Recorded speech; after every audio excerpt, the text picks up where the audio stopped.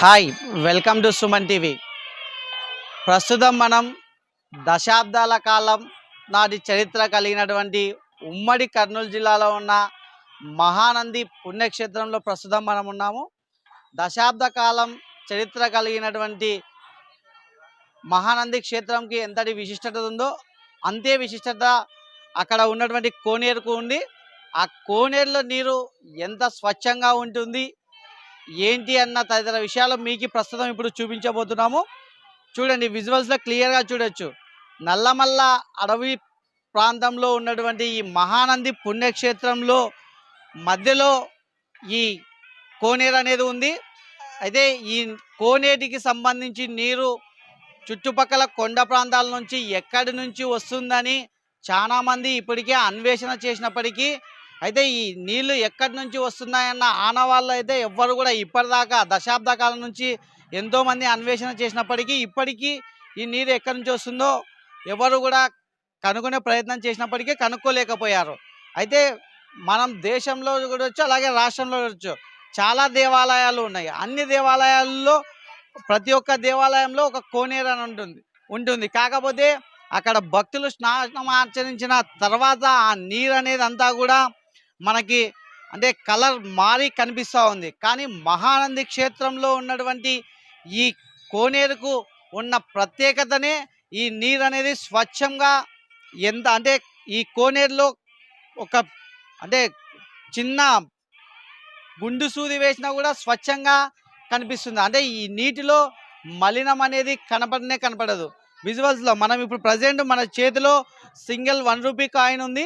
ఈ నీటిలో వేద్దాము. వేసిన అనంతరం మనకి ఎంత స్వచ్ఛంగా క్లియర్గా కనిపిస్తుందో ఇప్పుడు మీకు నేను చూపించబోతున్నాను. చూడండి, ద 1 రూపీ కోనేరు నీటిలో వేసాము. ఆ విజువల్స్లో క్లియర్గా చూడొచ్చు. అక్కడ మనకి 1 రూపీ కాయిన్ అనేది ఎంత స్వచ్ఛంగా నీటిలో మనకి కనిపిస్తున్న దృశ్యం అయితే మనకు కనిపిస్తుంది.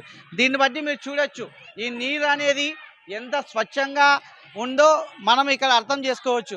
అంతేకాకుండా ఈ నీటికి ఉన్న ప్రత్యేకత ఏంటి అని మనం స్థానికులను అడిగి తెలుసుకోగా ఈ నల్లమల్ల అటవీ ప్రాంతంలో ఎక్కడి నుంచి వస్తున్నాయో ఎవరికైతే నీరు తెలియదు. కానీ కాకపోతే ఈ నీరు అంతా కూడా నల్లమల్ల అటవీ ప్రాంతంలో ఉన్నటువంటి వనమూలికలను టచ్ చేస్తూ ఇక్కడికి వస్తుంది. అయితే ఇక్కడికి వచ్చే భక్తులు ఎవరైనా సరే చర్మ సంబంధిత వ్యాధులతో బాధపడేవారు ఈ కోనేరు నీటిలో స్నానం చేస్తే వారి చర్మ సంబంధ వ్యాధులు పూర్తిగా నయమవుతాయని చెప్పేసి ఇక్కడ స్థానికులు తెలుపుతూ ఉన్నారు.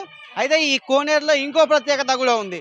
ఏంటంటే ఈ నీరు మామూలుగా చలికాలం వచ్చిందంటే బయట ప్రాంతంలో ఈ నీళ్ళలో స్నానం చేయాలంటే చల్లగా మారిపోయి చేయడానికి కూడా ఇబ్బంది పడతాం. కానీ ఈ కోనేరుకున్న ప్రత్యేకత ఏంటంటే చలికాలంలో ఉదయం చూసుకున్నట్లయితే ఈ కోనేరు నీటిలో నుంచి పొగలు వస్తాయి. అంటే నీరు అనేది మొత్తం కూడా గోరువెచ్చగా ఉంటుందంట.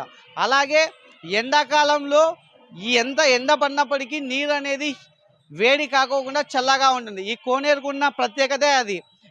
చలికాలంలో వెచ్చగా ఉంటుంది, ఎండాకాలంలో ఈ నీరు చాలా కూల్గా అంటే చల్లగా ఉంటుంది అని చెప్పేసి స్థానికులు చెప్తున్నారు. అంతేకాకోకుండా ఈ కోనేరు అంటే ఎండాకాలం కావచ్చు, వానాకాలం కావచ్చు, చలికాలం కావచ్చు, కాలానికి సంబంధం లేకోకుండా కోనేరులో నీరు అనేది ఎప్పుడూ కూడా నిత్యం పుష్కలంగా ఉంటుంది. అంతేకాకుండా ఈ కోనేరు నీరు ద్వారా ఈ చుట్టుపక్కల మహానంది చుట్టుపక్కల ఉన్నటువంటి గ్రామాలకు దాదాపు 2000 ఎకరాలకు పంట సాగు ఈ నీరు ఉపయోగపడుతుంది. ఈ నీరు ద్వారా రైతులు కూడా తమ పంటలను నిత్యం ఈ ఖరీఫ్ రబీ సీజన్లో ఎప్పుడూ కూడా నీటితో ఇబ్బంది లేకోకుండా నిత్యం వారికి ఈ నీరు ద్వారా వాళ్ళు పంటలు పండించుకొని సస్యశ్యామలంగా ఉంటా ఉన్నారు. అది ఇక్కడ మహానంది పుణ్యక్షేత్రానికి ఉన్నటువంటి విశిష్టత. అలాగే ఈ మహానంది క్షేత్రంలో ఉన్నటువంటి ఈ కోనేరుకి ప్రత్యేకత ఇది.